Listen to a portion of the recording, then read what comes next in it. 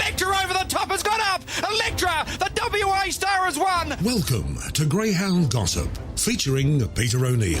This is where we take a look at the WA Greyhound racing scene, keeping a close look at what is happening on and off the track. Keep an eye on the clock. She is brilliant, Miata. She stops the clock. 36.55, a new track record.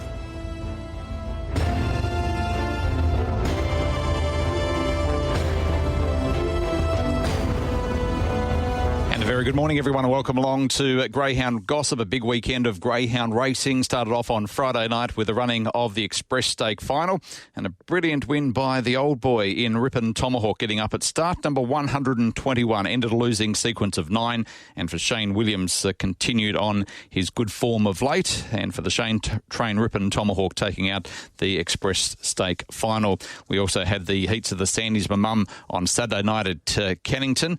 Not a lot of luck for a couple of the runners, but Crumble Manelli was able to lead throughout and bounce back into the winners list and has opened up as the favourite after drawing ideally in box number 4 in the listed Sandy's My Mum final on Saturday night. So the box draw, Moment to Hustle, and the Tap Touch market, $10 drawn in 1. Inside Scoop at $7 in 2. Bungee Man, $6, box 3. Crumble Manelli, $2.10 favourite in box 4.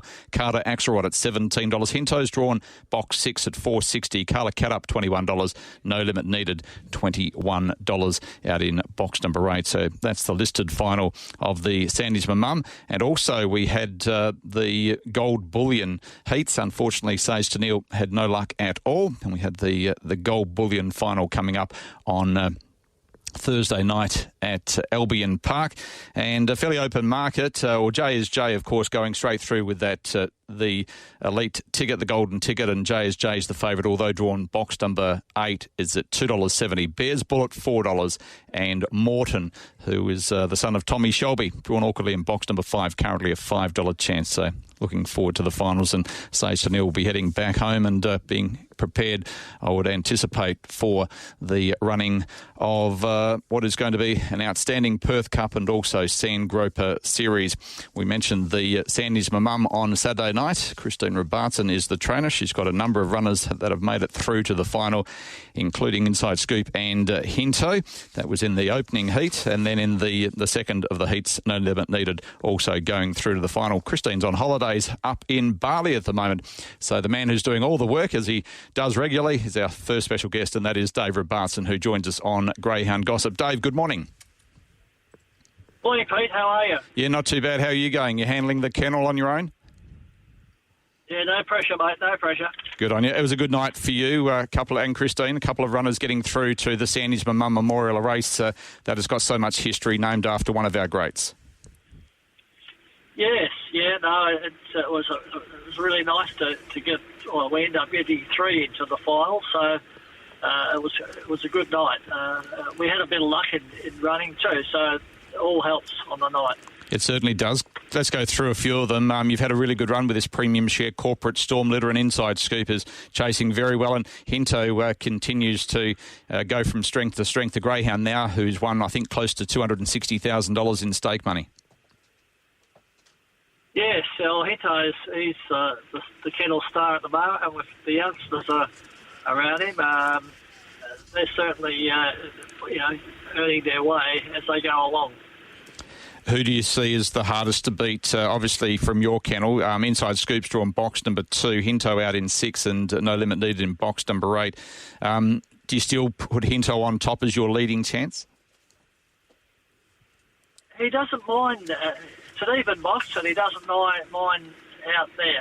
He's capable of sort of going around, and like the other night, he was sitting outside Inside Scoop, and they both missed the interference, but got a clear run. So the same could apply as a fair bit of speed inside. So hopefully they'll get a clear run at least. Let's go back and talk a little bit. We talk about the Sandy's My Mum. She was one of the greats of WA Greyhound history, of course, in the National and the West Australian Hall of Fame. She is a greyhound that you would have seen race. When did you and Christine first get involved in greyhound racing in Western Australia? Of course, in 2024, we celebrate our 50th anniversary of greyhound racing in WA.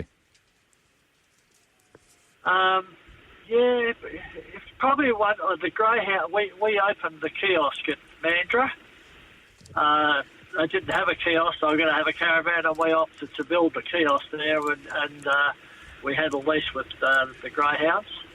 We ran that for a couple of years. Whilst I was there, I met Joe Panetta. Yep. Ended up talking to him about pies 1 minute and greyhounds the next. All of a sudden, we had a couple of greyhounds in his kennel. Was it through Joe that he actually taught you the tricks of the trade and how to actually prepare a greyhound? The basics, I suppose, yeah, because he was winning. But as we went along, a lot of things evolving. That it was deeper than just walking a dog and giving him a pie every day. It was more sophisticated, a lot more intricate than I ever thought. So I was lucky enough to come across Alex Haller in Victoria, one of the leading vets over there, and I used to send him a fax with what was wrong and draw a picture of the dog on it, or send him a blood test, and then further on the week I'd ring him up and have a talk to him on the phone about the problems I had, and he would in turn tell me on the phone or send me back the fax with all the parts, what I had to do. So that was a great help. And were you self-taught in regards to, being able to work with the muscles of a greyhound? Because obviously they're very important and to be able to learn how to get a greyhound fit. Yeah, and it's something you're learning all the time because different dogs have different injuries and, different things. After that episode with Alex Haller, Peter Thomas was on the greyhounds here, and he used to call in and look at my dogs for me, and I learned a heck of a lot off him. Peter was a whiz kid as far as checking dogs, and he can look at a dog and say to you, that dog doesn't look right, or that dog didn't gallop good. Just a wealth of knowledge. So he was also terrific as far as learning goes. So in the early days, you had a lot of success, and how did you get the line that you've got now? So the Roxy line. How did you actually come across that? I brought a litter from Reason Kennels. I think there was 5 or 6 in the litter, and the rest of them weren't much good. But the 2 girls, Roxy Reason and Roshana Reason, both were handy dogs, or particularly Roxy. She won the Oaks and a few other good races. Was it that went to Melbourne and won in Melbourne? Mm. Did you know you had a good line there, and what made you decide to stay with that Roxy Reason line? Because she became not only a leading bitch in Western Australia, but her progeny in generations to come would win all across Australia. That's right, yeah. Well, we bred from her, then from her daughters and the daughters' daughters, right through, because we were successful earlier. And provide, well, I always try and look for a sire that will complement what the bitch hasn't got. And I'll stuck to that theory, and that we were lucky enough. We knew we had good bloodlines with her and ability, so I went to some good sires, and we were lucky enough to maintain that line. What made you decide to go across to Queensland, and that line continued, and you produced some stars, didn't you? Miss Hot Gossip, I remember you bringing her back to WA, and El Gallo, you were behind the breeding of him as well. Yeah, we bred him and raced him early, and Jason Todd, one of his owners, wanted to buy him, and we were developing the property at the time, so we took the offer. But yeah, no, we were very, fairly successful. The lines we did breed, we always got 1 or 2 good dogs, and it topped off with the high earner. Who were the dogs in the early days that you remember so fondly? Wits End? Wits End, yeah. Well, we bought him for Lisa and Nick. And they also had another dog I bought for was a dog called Johnny Palais. Yep. We're talking about Sandwich with Mum. The night that she was in a maiden, I was in the same maiden with a dog called Cash on Call. Okay.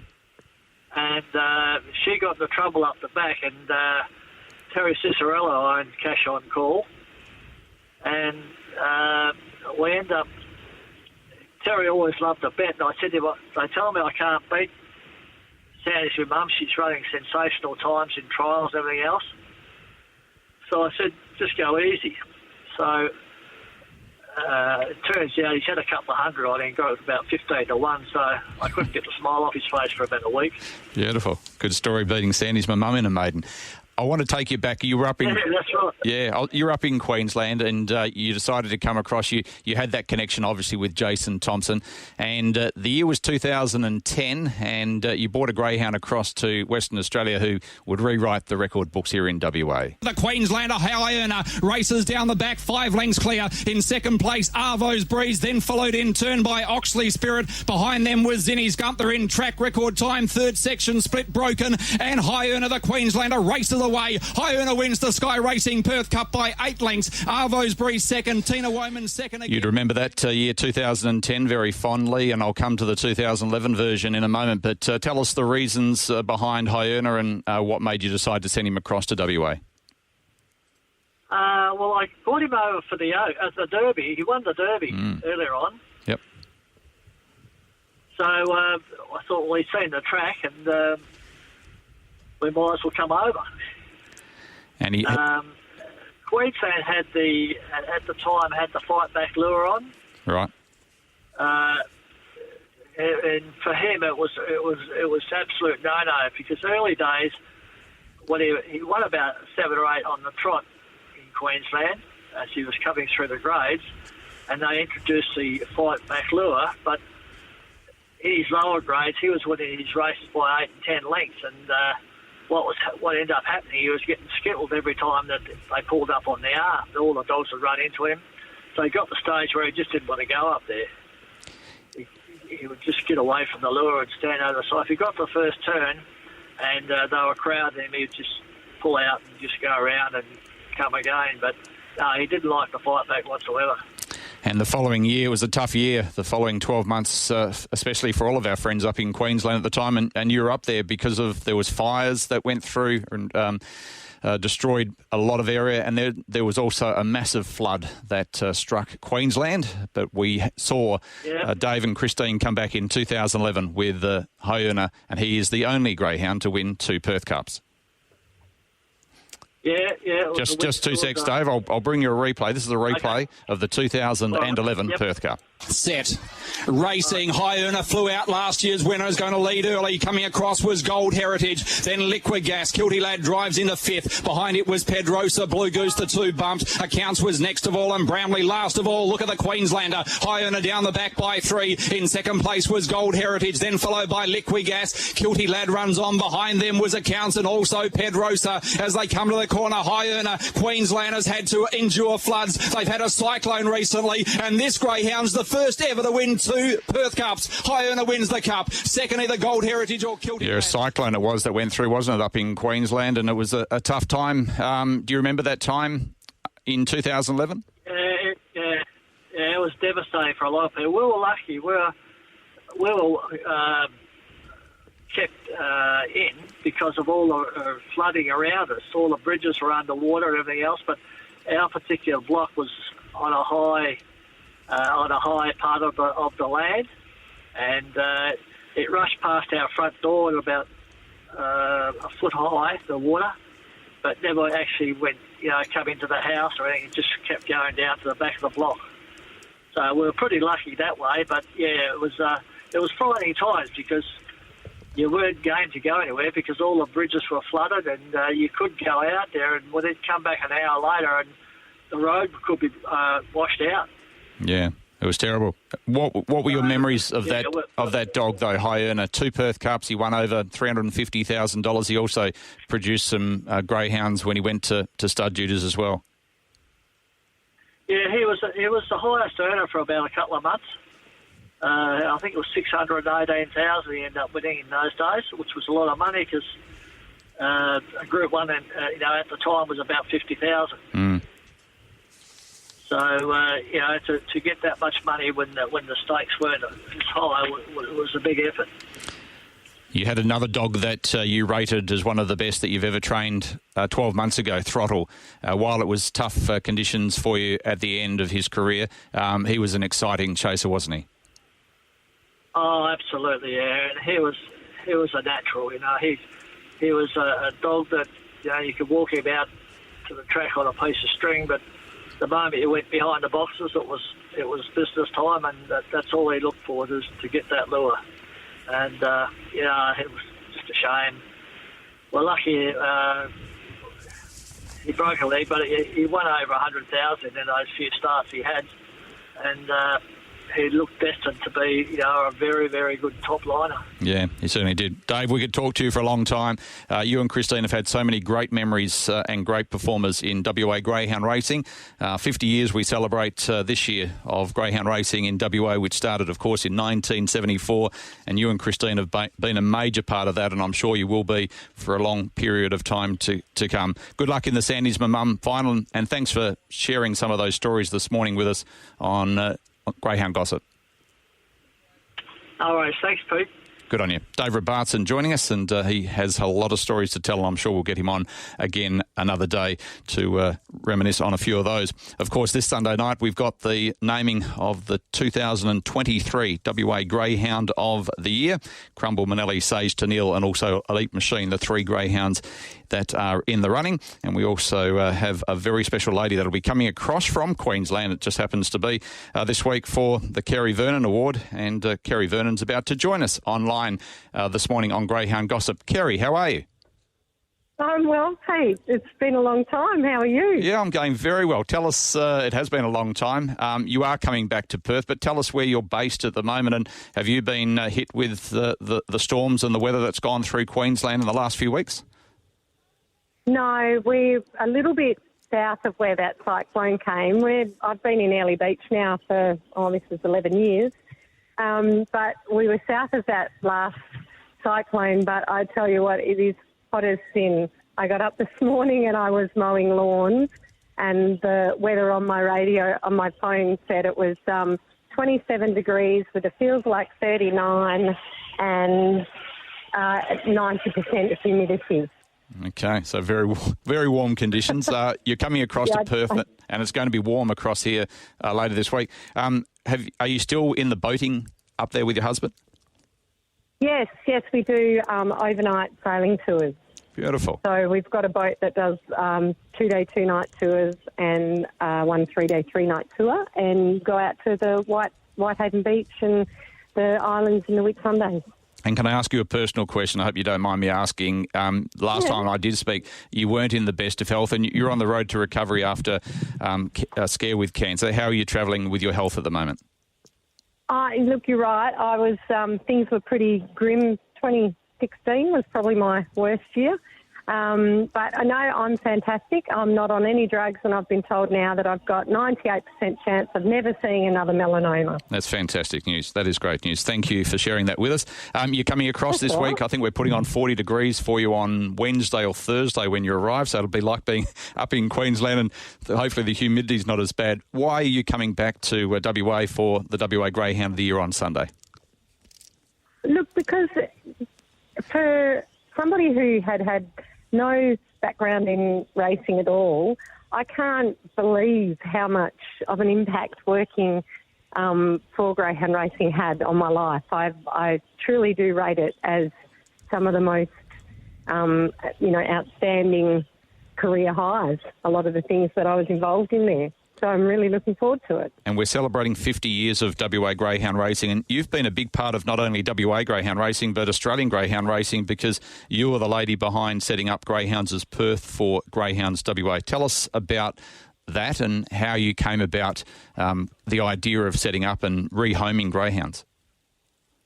Well, again, it just sort of happened. I came into greyhound racing I'd grown up riding some retired racehorses, so I sort of knew that the plight of retired racing animals wasn't fantastic and there wasn't a lot of options.